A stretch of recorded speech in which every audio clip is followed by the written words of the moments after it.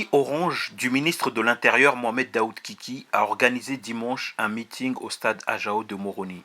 Ce rassemblement regroupait tous les candidats de ce parti politique aux élections législatives et communales sur l'île d'Ngazidia. Orange voulait démontrer à ses détracteurs qu'il est toujours solide après les défections de certains cadres du mouvement. Son leader, Mohamed Daoud Kiki, a mis en garde l'opposition.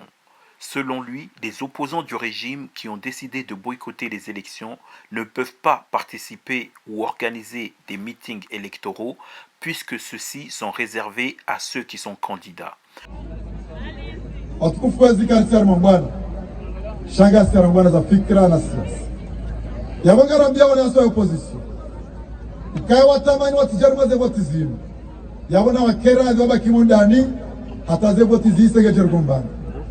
Sharanzi watsao kaya kwa tujarmaze voti yabo kabatsi namna nyirwa jina yakawala ye mjershindana mashindano ya kidemokrasi voti shakwa na ujua ukaya wambe kwa tujarma voti ibila be mwanzo fanya meeting wambe hindi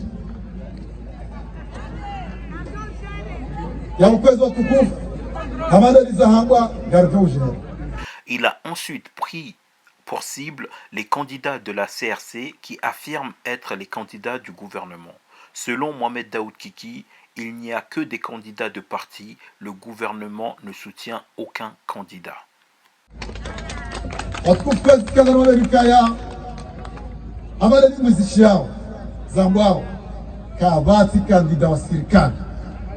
Serikali kajaparuka na makandida, serikali kana mawaziri, ikana rais wa daula na mzee wa hatu Al-Imam Azali Wasman. Shanga makandida wa parti, yabo heni parti, garida harma zema nazinu, rende ratahe, lionese maraia, eze fikra za hatu, haina mzimandasi, owenju aminiwo, wanikiwa aminifu ne maraia. Yabo pasira mwono ukaya. Lazima sasa ilichokaza na waziri sende haraka. Makandido hatu iyo kabati namna ukangwenda ukando avidi. Na wabe watambe shagare ndawe egwantini. Toute personne qui épousera un étranger sera bannie, elle et sa famille. Telle est la décision des notables du village de Djoumouachongo qui provoque l'indignation des Comoriens. En plus du bannissement de 5 ans de la famille, elle devra également s'acquitter d'une amende de 2,5 millions de francs comoriens. Toute personne du village qui assistera aux cérémonies du mariage encourt elle aussi une amende d'1 million. Le village est devenu l'objet de moqueries sur Internet, beaucoup de Comoriens dénonçant le racisme que révèle cette décision. En plus du caractère xénophobe de cette mesure, on s'interroge sur le silence du gouvernement face à ces pratiques. Chaque ville, chaque village comorien peut-il mettre en place ses propres lois ? Les élections législatives et communales 2020 aux Comores ressemblent à un match amical entre les différents partis de la mouvance présidentielle. Il n'y a aucun enjeu. Dans les rues, on ne ressent pas la ferveur habituelle des précédentes campagnes électorales.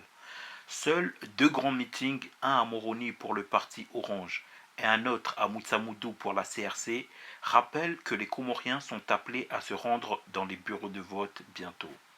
Avant l'arrivée au pouvoir en 2016 d'Azali Assoumani, les Comores étaient l'un des rares pays en Afrique où l'opposition pouvait battre le parti au pouvoir dans les urnes. Mais ces 2 dernières années, Azali a muselé toute opposition à son régime. Il a commencé par mettre en résidence surveillée ses 2 adversaires les plus redoutables et les plus coriaces, l'ancien président Ahmed Abdallah Sambi et l'ancien vice-président Mohamed Ali Swalih alias Mamadou. Les manifestations contre le gouvernement sont systématiquement interdites. L'opposition boycotte car elle estime que les conditions d'un scrutin libre et transparent ne sont pas réunies. Seuls les partis de la mouvance présidentielle participent à ces élections bien ternes et bien tristes.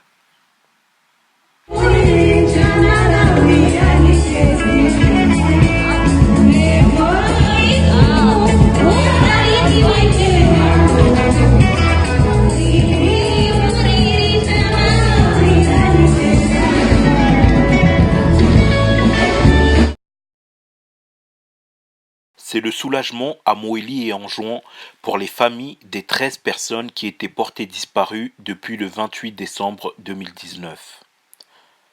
Alors que beaucoup avaient perdu espoir, la petite embarcation de fortune a été retrouvée au large de la ville malgache de Mahajenga.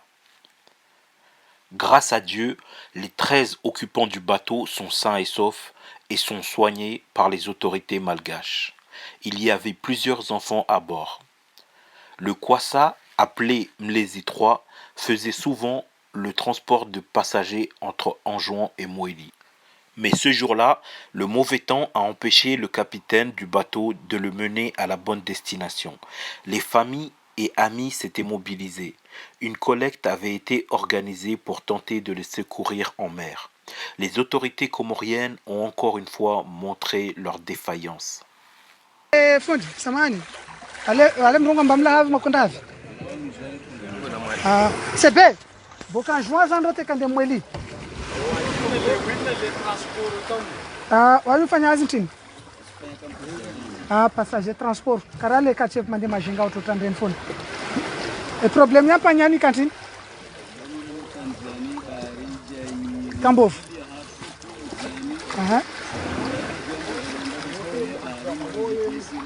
Menya pia. Be kafsi mtu hapa kafsi.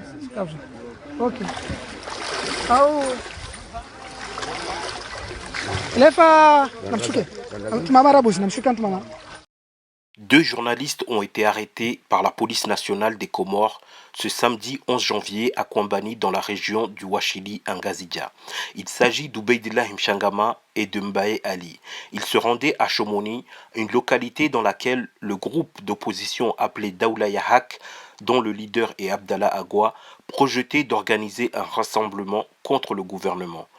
Depuis tôt ce matin, des témoins rapportent que les forces de l'ordre auraient quadrillé toute la région. La gendarmerie aurait procédé à de nombreuses arrestations et les patrouilles de la police nationale sont nombreuses sur les routes du Wachili, du chef-lieu Kwambani jusqu'à Itsikudi et bien sûr Chomoni.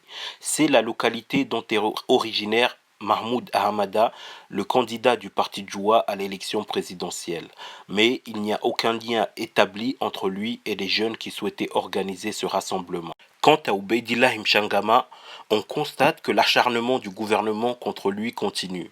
Il y a à peine quelques semaines, il avait été arrêté arbitrairement à la veille de son mariage alors qu'il couvrait un rassemblement de l'opposition, avant d'être relaxé par le tribunal de Moroni.